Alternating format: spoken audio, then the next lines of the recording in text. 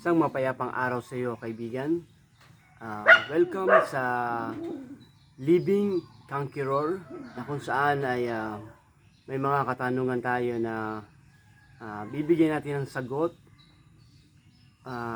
mula sa salita ng Diyos o mula sa Bible. At sa umagang ito, basahin natin ang isang verse sa Bible. Sa 2 Thessalonians 2:11, basahin po natin. 2 Thessalonians 2:11, and for this cause God shall send them strong delusion, that they should believe a lie. Basahin po natin sa Tagalog. Verse 11, dahil dito hahayaan ng Diyos na sila'y malinlang ng espiritu ng kamalian at maniwala sa kasinungalingan. So, ang verse po na ito ay naglalantad ng isang malalim na katotohanan tungkol sa kalikasan ng panlilinlang at ang espiritual na labanan na nagaganap sa ating pong paligid. Kaya isa pong tanong ang ating pong pag-aralan sa umagang ito. What is the mystery of strong delusion in the Bible? What is the mystery of strong delusion in the Bible? Or what is the great deception na makikita po natin sa Bible? So, number 1, tingnan po natin ang the warning, yung babala ni Pablo sa mga taga Thessalonica. Sa verse 3 po ng 2 Thessalonians chapter 2, Thessalonians chapter 2 verse 3, siya po ay nagbigay ng babala. Basahin po natin yon, yung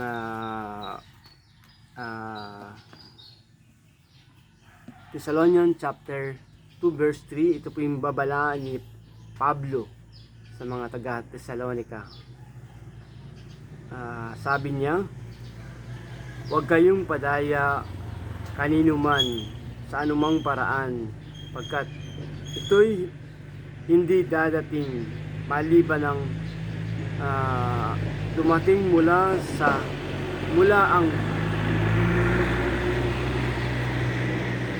ang pagtaliwakas at mahayag ang taong makasalanan, ang anak ng kapahamakan. So,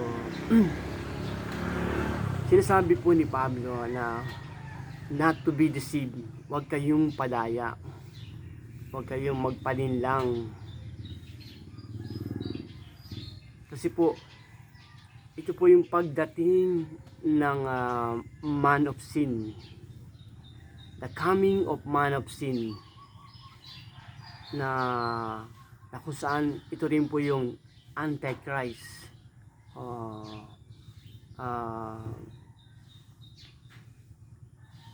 Kasi yung spirit ni Satan ay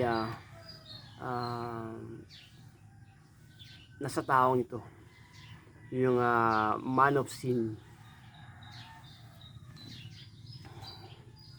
So, sabi niya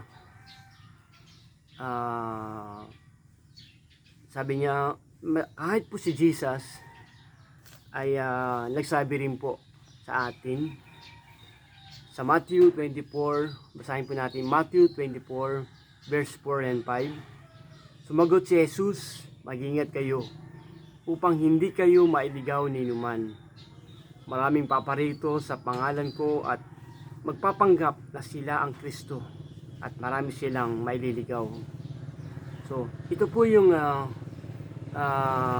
mangyayari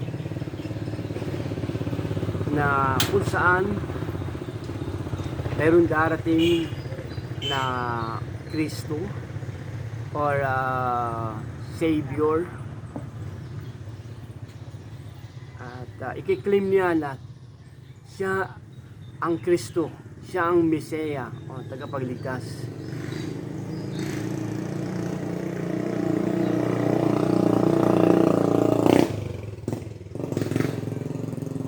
So maging maingat po tayo sa mga nagkiklaim na siya yung Christ, siya yung tagapagligtas o Mesaya na maaaring maganap po sa ating panahon. At mapapansin po natin na tayo po ay naghihintay sa pagbabalik ng ating Panginoon, pero ang darating po ay yung man of sin, si Antichrist ang darating, unang darating. Ito yung deception na gagawin po niya. Mauuna siya na dumating at para dayain, i-deceive ang maraming tao. Pangalawa po na makita po natin yung importance of discernment, ang kahalagahan ng pagsusuri.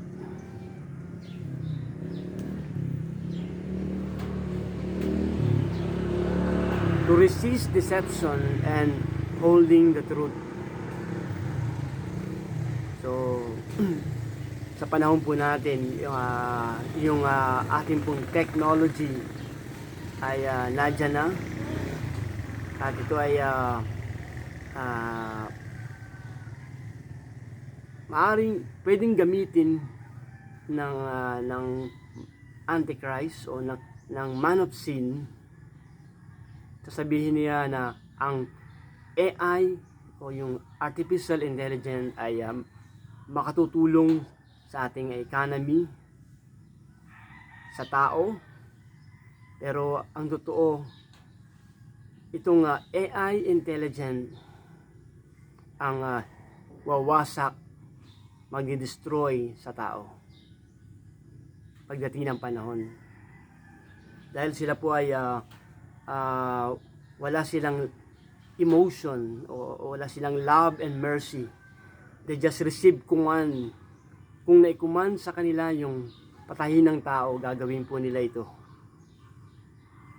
At isa pa rito yung computer chip, available na din po siya sa panahon natin. Sa kamay at sa ulo, pwede po siyang ilagay.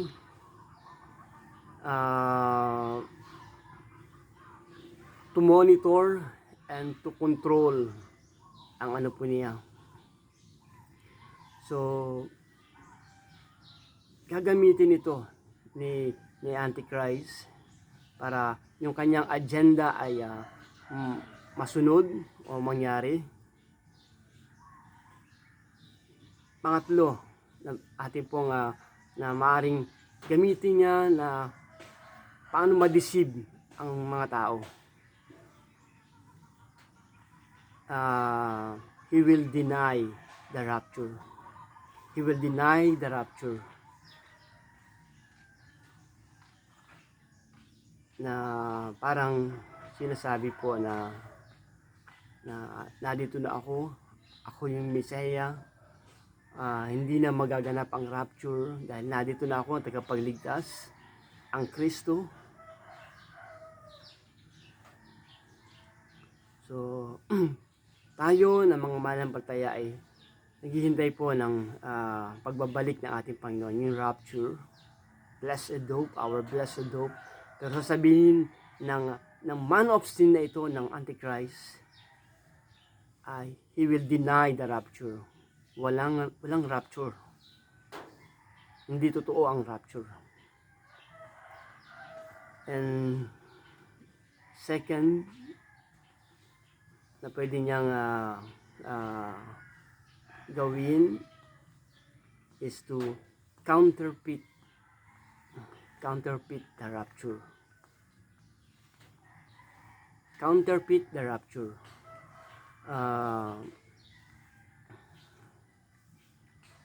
Siya po ay magkakaroon siya ng mga programa na kung saan ay may mga lugar sila na pagdadalhan sa tao. O dadalhin nila ang mga tao sa isang lugar, pwedeng sa Mars, at once na ang rapture po ay natupad, ang rapture, nangyari ang rapture, sasabihin nila na maraming tao ang lumipat doon sa lugar na iyon. Kaya nawala sila dito dahil lumipat sila doon sa isang lugar or sa Mars. Ito yung leaving the earth. Maraming tao ang sasabihin nila, umalis na tayo dito sa mundo dahil pasama ang mundo na ito. Kaya lumipat tayo doon sa isang lugar, sa Mars, doon tayo manirahan.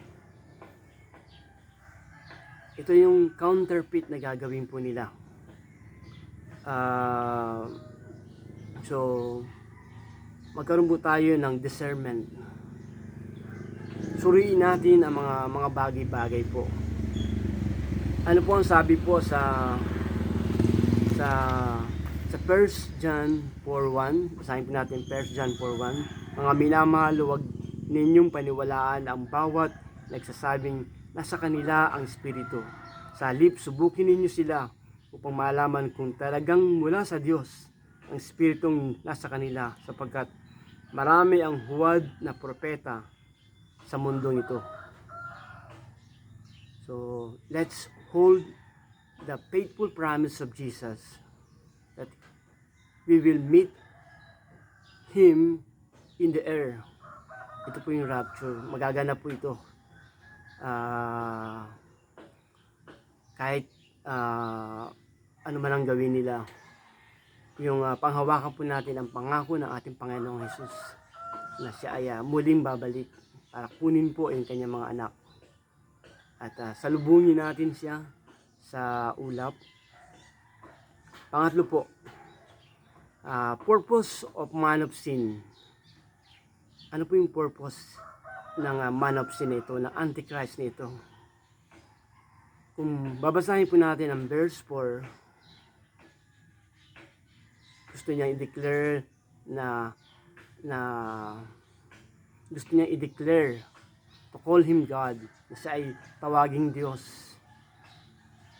Pupunta siya sa Jerusalem, sa templo, at i-declare niya kanyang sarili bilang Diyos.